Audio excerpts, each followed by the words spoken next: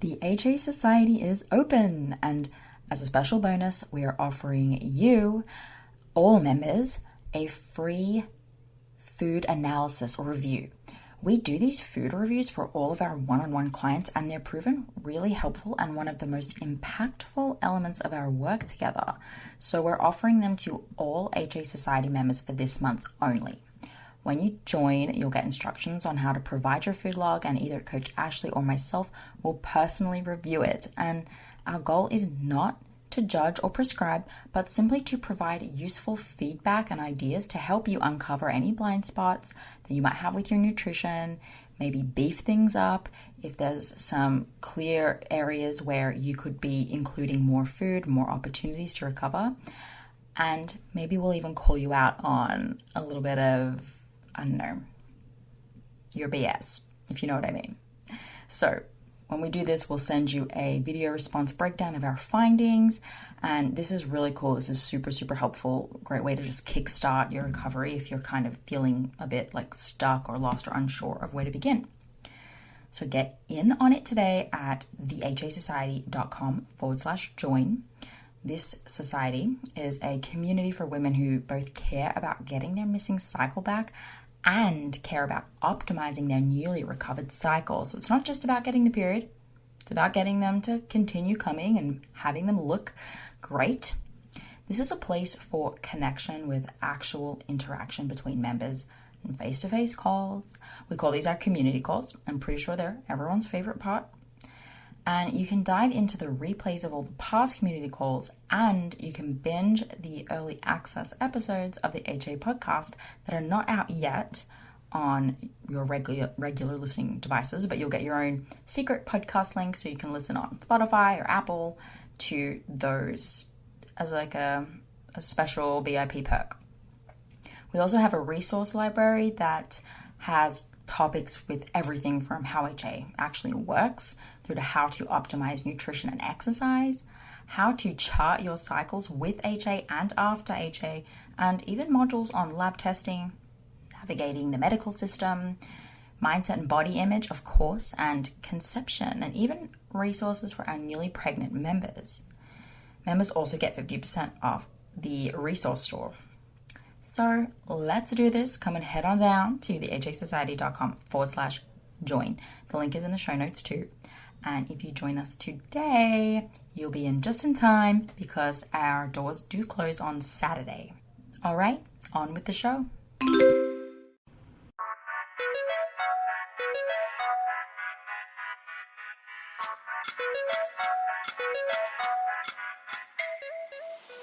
Welcome to the Hypothalamic Amenorrhea Podcast.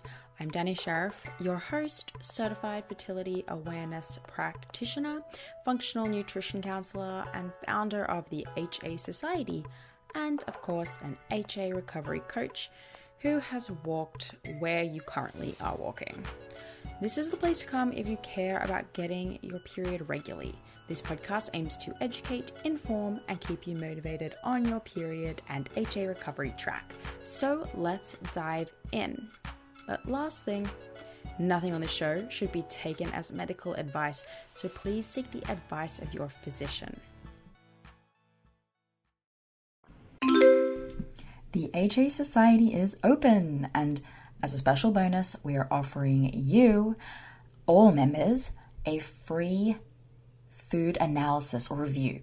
We do these food reviews for all of our one-on-one clients, and they're proven really helpful and one of the most impactful elements of our work together. So we're offering them to all HA Society members for this month only. When you join, you'll get instructions on how to provide your food log, and either Coach Ashley or myself will personally review it. And our goal is not to judge or prescribe, but simply to provide useful feedback and ideas to help you uncover any blind spots that you might have with your nutrition, maybe beef things up if there's some clear areas where you could be including more food, more opportunities to recover. And maybe we'll even call you out on a little bit of, I don't know, your BS, if you know what I mean. So When we do this, we'll send you a video response breakdown of our findings. And this is really cool. This is super, super helpful. Great way to just kickstart your recovery if you're kind of feeling a bit like stuck or lost or unsure of where to begin. So get in on it today at thehasociety.com/join. This society is a community for women who both care about getting their missing cycle back and care about optimizing their newly recovered cycle. So it's not just about getting the period, it's about getting them to continue coming and having them look great. This is a place for connection with actual interaction between members and face-to-face calls. We call these our community calls. I'm pretty sure they're everyone's favorite part. And you can dive into the replays of all the past community calls, and you can binge the early access episodes of the HA podcast that are not out yet on your regular listening devices, but you'll get your own secret podcast link so you can listen on Spotify or Apple to those as like a special VIP perk. We also have a resource library that has topics with everything from how HA actually works through to how to optimize nutrition and exercise, how to chart your cycles with HA and after HA, and even modules on lab testing, navigating the medical system, mindset and body image, of course, and conception, and even resources for our newly pregnant members. Members also get 50% off the resource store. So let's do this. Come and head on down to thehasociety.com/join. The link is in the show notes too. And if you join us today, you'll be in just in time because our doors do close on Saturday. All right, on with the show. Hey guys, Ashley and I went live on Instagram yesterday on the HA Podcast account. And we talked about a whole bunch of things. We did some question and answer, and we also did just talk about a few things, topics that were on Ashley in particular, on her mind. So we wanted to share that with you on the podcast today as a bonus episode in commemoration and celebration of the fact that the HA Society is open today. So I hope you enjoyed this bonus episode. And if you have any questions or topics you'd like for us to cover, please come and let us know on Instagram, and maybe we'll make an episode out of it just for you. All right, guys, enjoy the show. Yeah, I'm super pumped. And then we can either save this for the podcast, but I have 2 topics that we can talk about, which I thought was so good. It was the lack of feminine, like the connection with the feminine energy going through HA, and what happens when good meeting practitioners plant a seed of doubt in your head. Yeah, I mean, we can talk about it like 5 and any, do you know what I mean? So let's do it. Let's start with that because it's on your mind, and then we'll finish with some Q&A, and then I have a client call right in the hour. So, ooh, we busy today. So what have you been pondering? Yeah, so we'll definitely have to record this because I think this is such a good one, and my client gave me permission to really share this. So 2 things. So one of my clients, she has gotten her period back. Yeah. And I just creeped on her chart, and it looks like she's ovulating. So we're like on day 5. Send me her name. Yeah. So with that, she was like, hey, I went to my chiropractor, and I was kind of just sharing my story. And he had said, well, I work on a lot of other women who work out more than you, and I just don't think what you're saying is possible because I've seen other women work out more than you and have their cycle, right? And so we love other practitioners. We love other alternative practitioners, holistic practitioners, all the things. But what I thought this was super interesting is that it actually sheds a lot of light on not knowing the whole story, or practitioners in general and not knowing much about HA and then giving advice, not knowing the intricacies of HA, right? As in, like, what if all his other female clients were on birth control and they don't even know whether they have a period, right? Does he Does he work with them tracking their cycle and charting? Can he confirm its ovulation? You know what I mean? Can he confirm that they're all having optimal cycles in general? And the only thing that he can confirm is that he has other clients who work out more than her and seem to be fine. Anecdotes. Cool. Yeah. And so, not to bash on this person because I don't even know the name. So, and plus I would never do that. But it just really brought up like the white coat syndrome, right? Where it's like you can go to someone who has gone to school, who's gone to school more than you, right? And you're automatically like, I feel inferior. This person must know more than me, despite our own personal experiences. And so I just thought it was really interesting that that happens actually a lot. And so I wanted to know your opinion on how many times your clients go to another practitioner and they're like, you're fine. You're totally fine. I see people who do way more than you and they're fine. I mean, I feel like almost 100% of the time. I feel like someone has some kind of experience, whether it's before we met or during or after, someone has said something that's contrary to what they believe, what they've been working on. And the funniest thing about it is like they could hear from multiple people in the HA space the same consistent advice and get one person, a chiropractor of all people, like, but yes, one person from elsewhere to give them a seed of doubt. Did you know, true statistic, that 50% of, sorry, let me start again. True statistic, 80% of second opinions will be different to the first. When you go to, I guess, yeah. Because like you would actively probably seek out someone from a different realm, like a different circle, a different, like, yeah. And because people don't know as much as we give credit for, which is, it's this crazy thing that I've been learning where I like look at these experts and I think, I wonder how, like, this is how I perceive you, and I wonder what is reality. And I think that when we go down these paths, although people are very well learned in their profession, we do go down these paths, and if we learn enough ourselves, we start to see cracks. Even with you, sure, right? Like someone could get on a call with us and go like hardcore on facts about the endocrine system, right? And notice like, that's a really complex, difficult topic. We don't know everything about it. But some people do. Like people send us their labs like we know exactly what we're looking at. And it's like, it doesn't matter how many times we say it. Like people have an expectation or a belief that everyone, like all these practitioners and experts, are way more learned than they really are. Like every single one of them.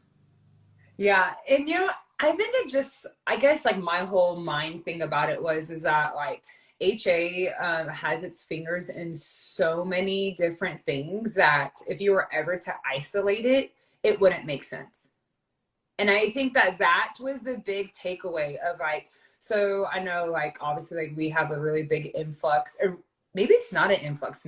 Maybe it's really just people connecting the dots really and truly of women who have HA and digestive issues. Like you can go and address a digestive issue by itself and you get a completely different protocol than someone who knows the ins and outs of HA and digestive issues, right? Like then like you can, you know, so it was just really, really interesting that it just has its little fingers in everything. And just to look at one finger, you would miss the whole thing. And that's the whole thing about HA is that it touches all the major organs and stuff like that. So I thought that was interesting. And I know that's something that you and I are really passionate about, like how, like, you know, we don't want to just feed you information. We want you to be empowered and learn from your own experience and your own tracking and your own, you know, recovery so that you feel empowered to know like what is right for you.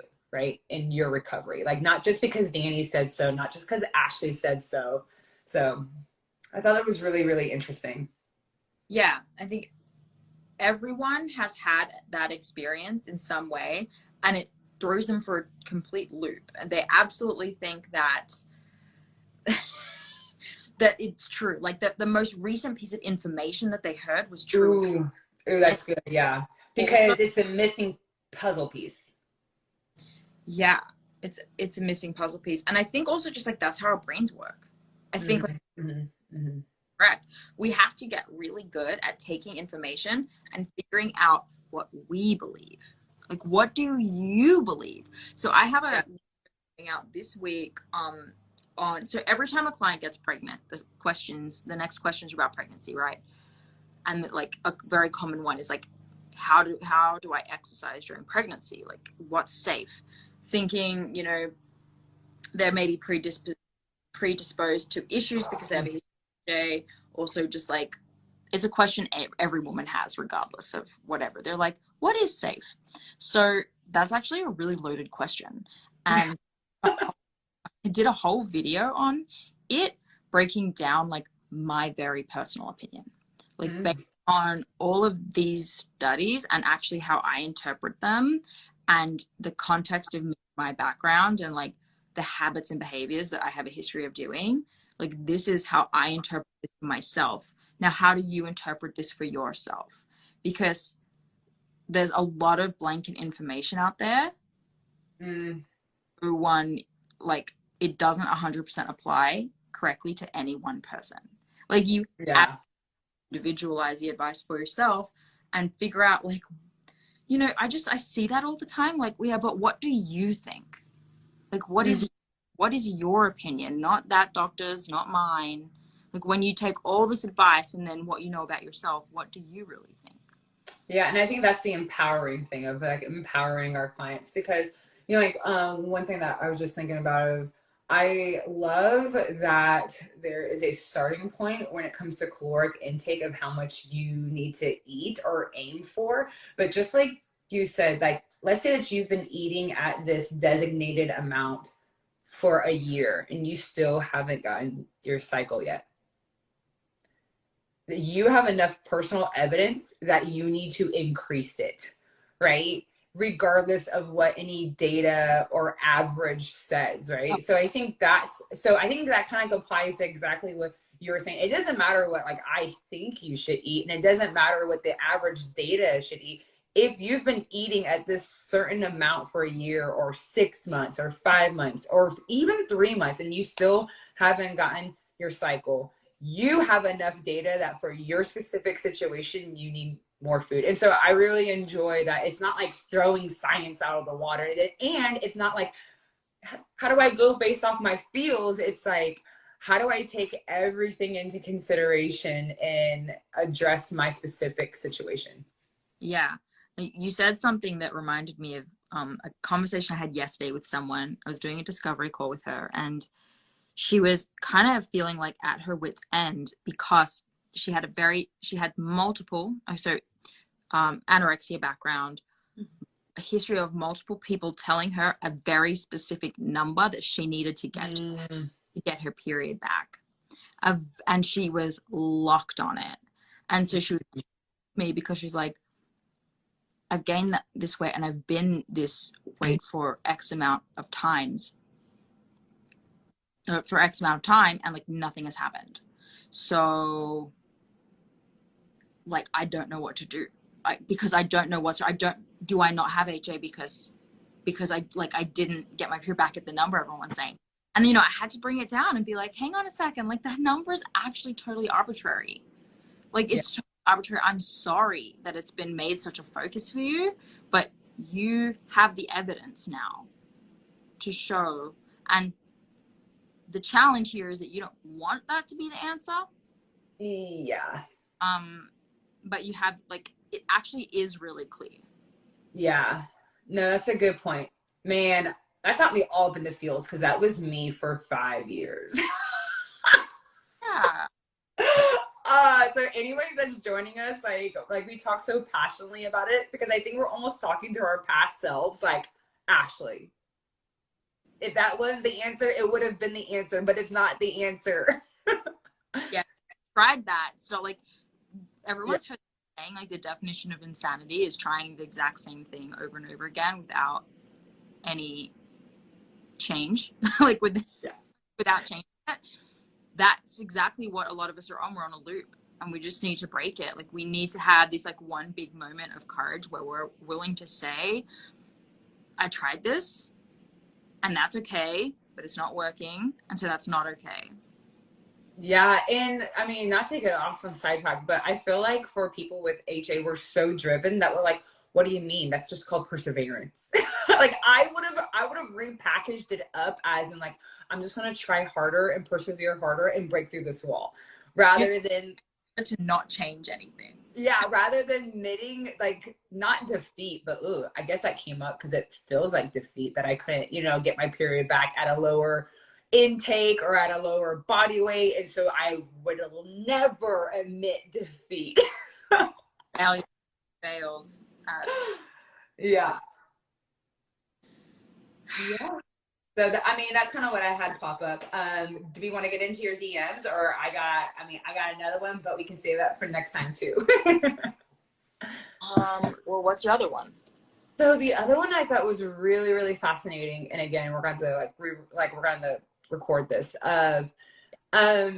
And I totally felt this too, but I didn't know I felt this. But she was talking about feeling a lack of connection to like your feminine side while you're going through HA. And had you told me that while I was going through, let's be real, you couldn't tell me anything while I was going through HA. Like I was that stubborn person, right?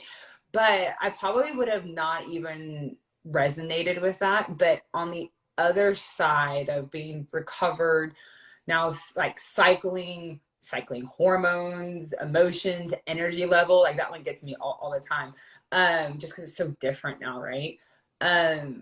Now I can totally relate to her saying that, because I think for so long I was in such a masculine energy. Let's be real, I still function in that to a degree, but it was like, I think that was the only gear I had. And so I get what she's saying, where there's like this disconnection to this feminine energy. Yeah. So I have a few thoughts on that, but I wanted to hear your thoughts first. Well, I guess like practically you'd think low hormones, like low female hormones, you're going to have low feminine traits, right? But yeah, I think the thing that like, if you think root cause, the thing that causes HA is chronic stress and overwork in some way. And to work hard, to be productive, to aim high, these are masculine traits, and there's nothing wrong with that. We need a bit of both. But when that side of us starts to get bigger and bigger, right? It just starts to become easy for that to be the default. And then we feed off that. So when you're like, I'm gonna get up at 5 a.m., I'm gonna get my walk in, then I'm gonna have my breakfast, and it's gonna be, this exact amount of calories, and then I'm gonna bust some workout and get as much of it done as possible for my 11 a.m. workout. This attitude things they're synonymous with missing periods. Well, yeah, that too. And think about how estrogen ebbs and flows throughout a cycle, right? And so not making that the full connection to like feminine energy, because males have that too. And let's be real, we don't like males that are only in their masculine energy all the time. It's like, bro, please, right? But I do think that makes sense, because it's like, I don't think that we ever have to function fully in our feminine energy, but we do have to flow in and out of it. And it's interesting that estrogen obviously, flows too. So to not be functioning with that, it does make sense, because it's like our type A personality combined with being driven, combined with being low hormones, creates this massive disconnection. Mm-hmm. Yeah. Yes. I think it's very you have to be constantly working on that. from the beginning to the end, because it's also very easy to take a masculine approach to your recovery. And I think that yes, hurts people too. And it's, we get those people who are like, I've been not exercising, I've been eating all the things, and it's not working. And so our next avenue would be like, oh, okay, well, how are you approaching this? How do you feel about this? What are you still holding on to, from your past life that you don't want to let go of yet? I feel like the disorder voice for a lot of people is a very masculine voice. Yeah, and it makes sense. So, I mean, if anyone's like, this is me, don't worry, we get it. Because coming from only functioning from the masculine energy, it makes sense that we'd be like, okay, now how am I going to fix this? What's the protocol? What's the timing? I'm going to nail it. I'm going to get it done. And then boom, I'm going to be recovered and go about my life and keep doing what I'm doing, right? That's exactly how I wanted to approach my own recovery. And so it just makes sense that we would enter into recovery with that, and why all of our clients and members are like, I struggle to rest. I have guilt when I rest. I don't know what to do with myself if I'm not bettering myself, the world, and the environment like 100% of the time. What does enjoyment look like? What does play look like? You know what I mean? Yeah. I have a funny visual in my head of people like climbing this recovery mountain and then like reaching this like huge patch of just like flowers. Like flowers, and it's like they're treacherous but they're beautiful, and you're like, yeah, I'm gonna just walk around these flowers. But you like right, flowers are like you're like, ugh, flowers, what? Feminine. You cannot get to the top of the mountain. You'll just be walking around and around it. Like you can't get to the top if you don't also go through like this feminine energy flower patch. So certainly we have to get to a point where we realize like, oh no, this part's harder to control. I have to I have to actually not control anything in order to control this. That's so good, because think about feminine energy is that flow. It's like creating, that spontaneous, you know what I mean? It's like I think of it, it's like the joy, right? And it's so interesting that you said that, because everybody in recovery is like, we all struggle with control, right? And you can't control the feminine energy. Like, you know what I mean? Like, that's not something that you're like, 5 doses of that today, 7 tomorrow. Let's amp it up to 10. And think about, like, you can't do the things that feminine energy requires, such as having a cycle, being cyclical, creating another human, sustaining another human, like birthing, you know what I mean? Like that can't be done. So actually everything that you're using the masculine energy to try to achieve requires feminine energy, which requires like this, like. Did you know that 1 in 8 couples struggle with fertility? That's over 7 million people in the United States alone. And the risk of miscarriage, it's more common than breast cancer or diabetes. The challenges of your fertility journey, we don't talk about them enough. We assume that when you're ready to have kids, it will be easy, but that just isn't the case for everyone. The journey can be expensive, mystifying, and full of disappointment and shame, but there is hope, and you are not alone. On the new podcast, Baby or Bust, host Dr. Laura Shaheen, an OBGYN and reproductive endocrinologist, answers your questions, dispels the myths, and transforms disappointment into hope. Every episode of A Baby or Bust features interviews with experts and real-life infertility survivors to explore questions and answers like, should I put my hips up afterwards? Should I be eating pineapple to help with embryo implantation? Boxers or briefs? When do you know it's the right time to have a baby? Will plastics and toxins kill my eggs? What really causes a miscarriage? Hot tubs really kill sperm? And how do queer people have kids? Join Dr. Shaheen each week for practical approaches for your fertility journey. You are not alone, really. Find Baby or Bust on Apple Podcasts, Spotify, or wherever you get your podcasts. Your favorite band's about to play a sold-out show. You got in. Over here! With a friend. And found a spot close enough to see the set list. They're definitely playing your song. When you're with Amex, it's not if it's going to happen, but when. American Express. Don't live life without it. This surrender to it. Yeah. And it's like a lagging muscle too. Like you've worked your feminine, your masculine energy so much. Like you don't need to practice that at all anymore. Like Yeah. you just take a full break and go full time. Like this is the perfect time for stuff like sabbaticals, vacations. Oh yeah. Saying no to certain expectations. Like, do you have a super crazy work schedule? Like you just need to make, like, now is the time to make some shifts. Yes.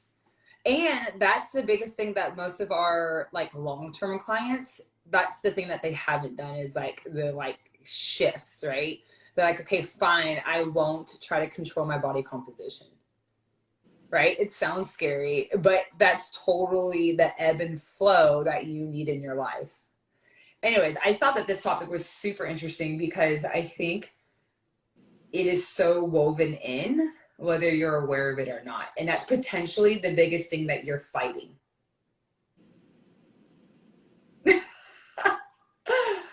There's the inner conflict of like, this is what I've been told I should be doing, and this is what I've been told I'll get if I do that. Mm-hmm. And like you're messing with my belief system here and telling me that like that's not serving me, and I need to do something that society has actually deemed negative, or at least you've interpreted as negative, you know, which is like rest and like and eating. All these things you've like interpreted as being the wrong thing to do. And so that's an entire story that needs to be rewritten in your mind. Because otherwise you're going to like fear and stress. Like it's anxiety inducing and fearful and stressful to carry around guilt and shame about what you're doing. So if you try to approach recovery by like white knuckling, eating more, gaining weight, not exercising, but also feeling really bad about it and refusing to sort of like try and do the inner work to change the narrative around it, you're going to have a bad time. Yeah. I hate that you can't white knuckle recovery because it means that like it's all surrender rather than like this whole I'm going to control every part of it and I'm going to ensure that it happens by this date. Oh, whoo. Yeah. That's like the whole journey. It is. Okay. All right. We'll do like 2 questions. Deal. Rebecca asks, hi, Danny, I hope you're well. Do you know what impact Diet Coke would have on recovery? 1 or 2 cans a day. I don't drink any other caffeinated drinks. And I'm 80-20-ish whole processed whole food split. So soda. Yeah, so basically soda. You're going to go first. And then I'm going to go first because I feel like... Well, okay, so considering the context she's given of like, I don't drink other caffeinated drinks. So that part I'm like, okay, cool. Like sounds like you're not, destroying yourself on caffeine elsewhere. So check. Why are you drinking the Diet Coke? I mean, like just might as well just drink the whole thing. Unless you really prefer the taste, but yeah, like why are you drinking the Diet Coke? You need the calories. So the Diet Coke's not really going to do anything for you there. And if that's like a fear food for you, right? Like, so none of us are believing that soda is good for us. Like, okay, like we know that. But if the bigger issue for you is that you used to restrict things like that, drink it, because we're really trying to enter a bit of like a fuck it mindset in a lot of ways. So it can be a really helpful thing for people to do. If you enjoy it, if it makes you happy, drink the Coke. But yeah, it's not going to have a positive effect other than calorie intake, you know, but if that's what you got to do, then that might be an extremely positive thing for you. Yeah. I enjoy that we're on this together. So yeah, I like the thought of what's the big rock, right? Because I think we can all agree that soda is never going to get the stamp of like super healthy, right? But I think she kind of already knows that, since she's like, I'm on like an 80-20, so maybe this is part of her like 80-20 process, unprocessed. I personally love the taste of Diet Coke. I hate the taste of Coke. So I am that person where I'm like, Coke, I just feel like it's gross. So I feel like if you're drinking Diet Coke to avoid the calories, then like, please go drink some juice to get the calories and avoid the whole Diet Coke in general. If like you just like the taste of it, obviously I think it's one of those things in moderation. When it comes to HA, right, like all the things that you've already like addressed, so I'm gonna leave it to there, but like it's not going to hinder your recovery. I feel like it's one of those things where like it doesn't add any like forward momentum in the bucket unless it's like a like fear food, kind of like what you said. Yeah. But also, getting your period back is different to optimization. Getting your period back first and foremost, super important. Should you get it back later and you're still drinking soda and you have like really bad period pain symptoms, that's kind of when you start to look at these things. But if that's not where you're at yet, like, drink the soda. Yeah, and so that's why I think, again, this is where there's no one size fits all for like nutrition advice when it comes to HA. Like, is it a fear food? Then yes, there's value in you like combating fear, right? Is your body like chronically underfed and it's really hard for you to get the calories in? Great tool. Yeah. And if it's one of those things, could this be, maybe this is something where we think about, are you drinking this all during the day to, one, for the bubbles to fill up your stomach to avoid hunger, two, for the like constant caffeine kick throughout the day, then yes, I would remove it, but not because it's a bad food, even though you and I are not ever going to be like, soda's great. you know what I mean? But I think, again, it's how are you using it? And sometimes it's helpful just to remove it, because anytime that you change something in your food, it brings all these other changes that you don't even have to plan. Meaning that if you take in less Diet Coke and you have less bubbles, you're less fluid, less caffeine, your hunger cues are probably going to come back online a little bit faster just from the absence of those things in general. Yeah. So this goes for fizzy water. If you have not recovered,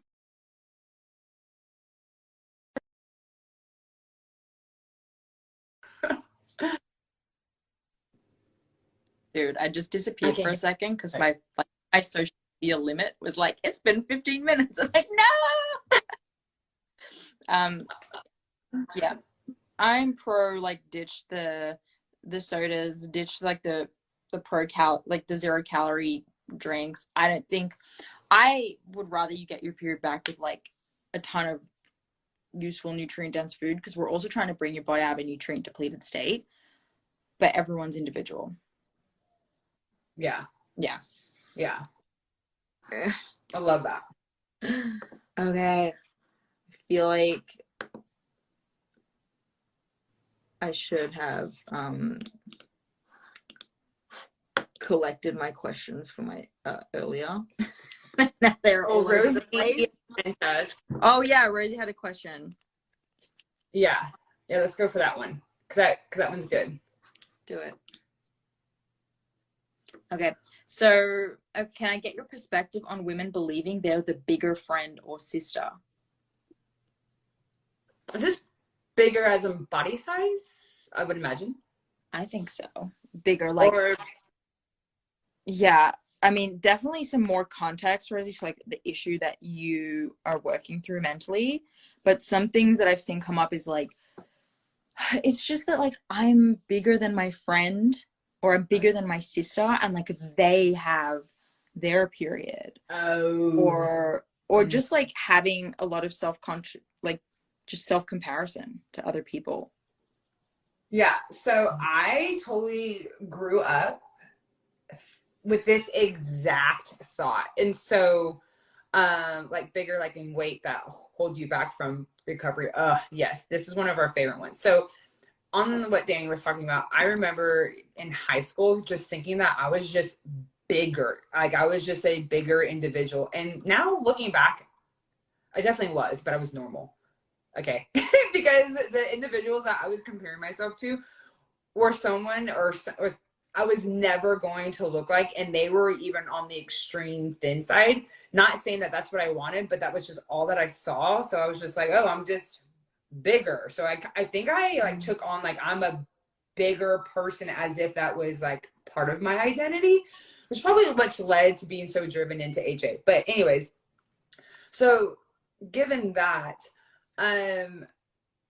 we just did a community call on the role of leptin and why there's this connection with leptin and we need to have our leptin restored in order to play a huge role in HA recovery, right? And this is what is like the middle ground, because if we only went based off of, well, she only had to gain this amount of weight, she only had to gain this amount of weight, she only had to gain this amount of weight, or she weighs this amount, how come I can't weigh that and have my cycle? We're going to be stuck in this comparison, and it doesn't take into consideration leptin being restored. So for example, I developed HA at the weight that most of my clients recover at.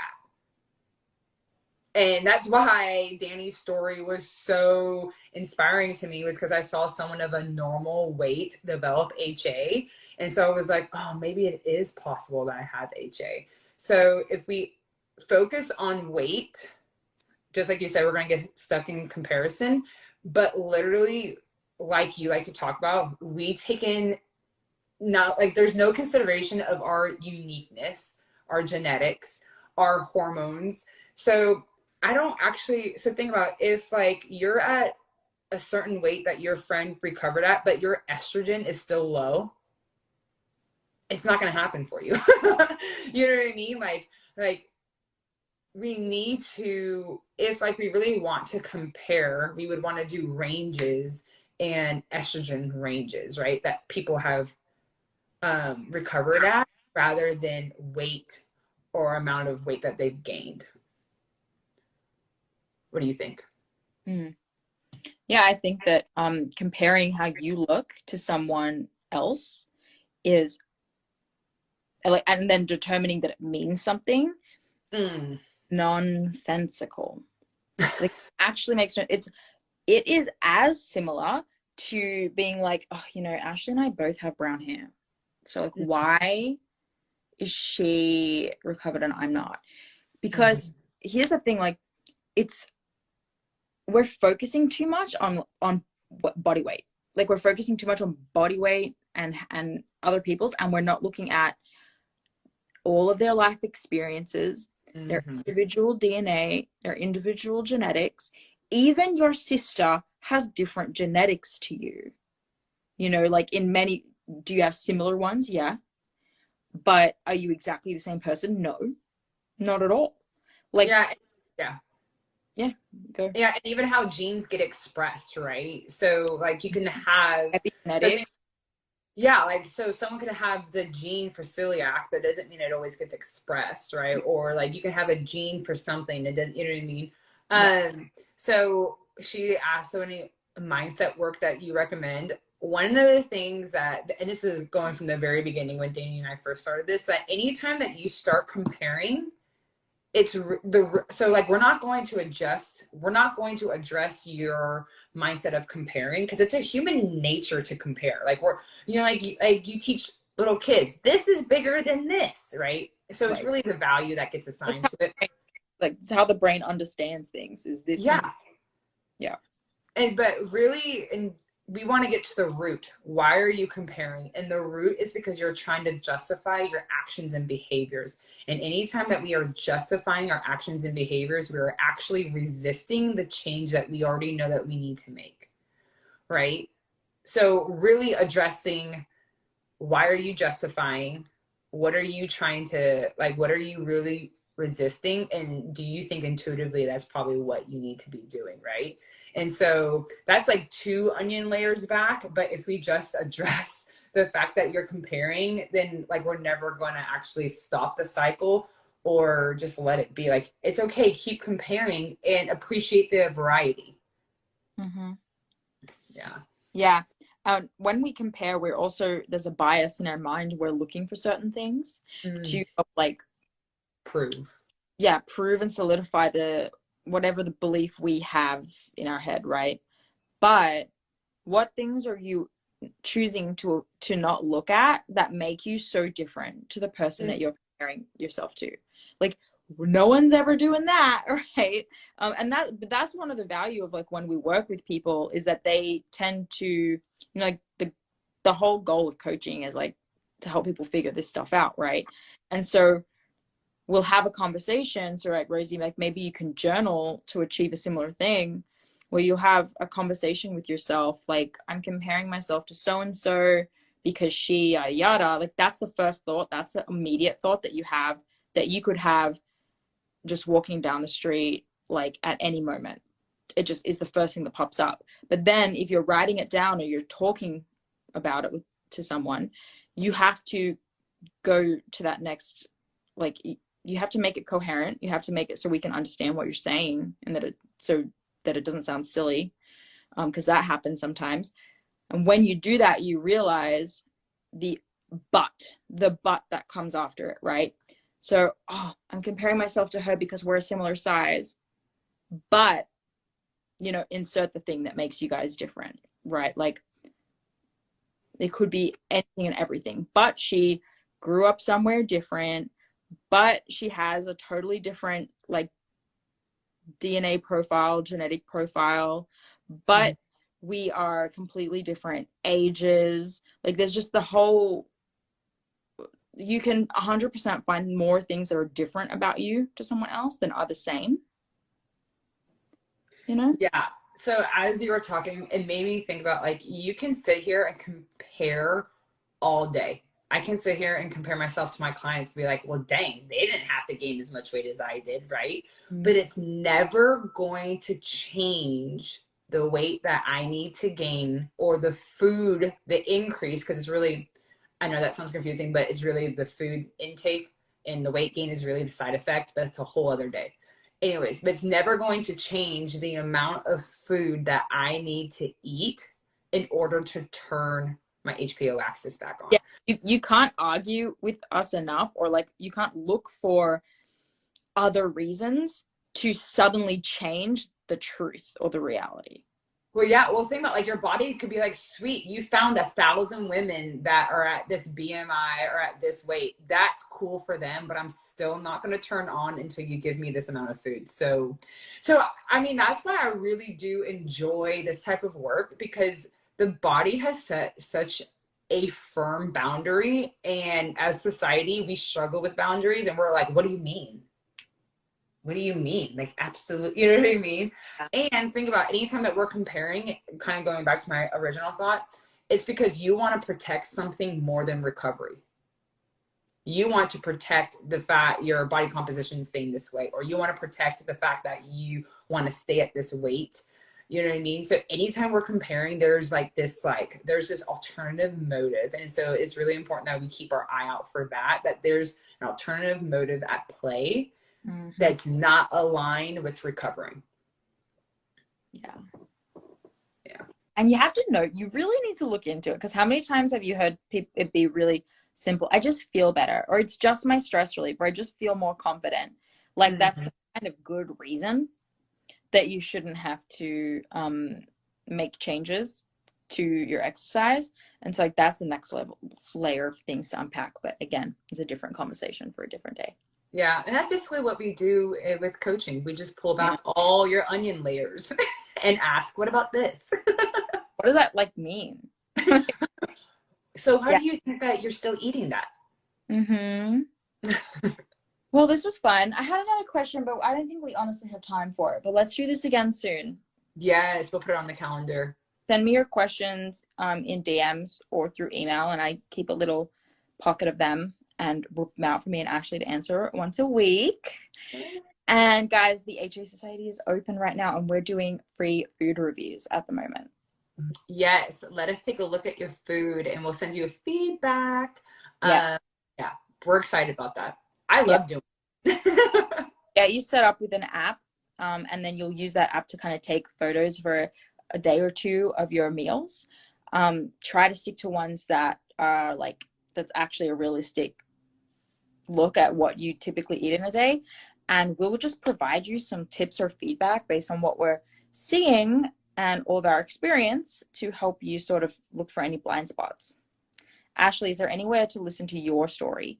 We have an episode on the HA podcast. You probably need to scroll fair way back, but there'll be an episode on the podcast with Ashley. And then I think she'll 19. Episode 19 or 16. It's early, y'all. It's like early. Episode 16. You can find it there, and I think she has a YouTube channel too. Yeah, I'll have to link that in there. Yeah, this is exciting. Send us all your mindset gymnastics that you want help getting out of, because I really think that was a really good question that she answered, and it was really more about mindset. So I love that. Nice. All right, guys, come join us. thehasociety.com/join, and we will see you later. Yeah. Bye. Thank you so much for listening today, guys. Please subscribe to the podcast, and if you could head to iTunes specifically and leave a rating or review, that would help so much, because it makes it easier for other people with HA who are Googling around to find the podcast really easily. So if you do that, you're doing a service to all of the women.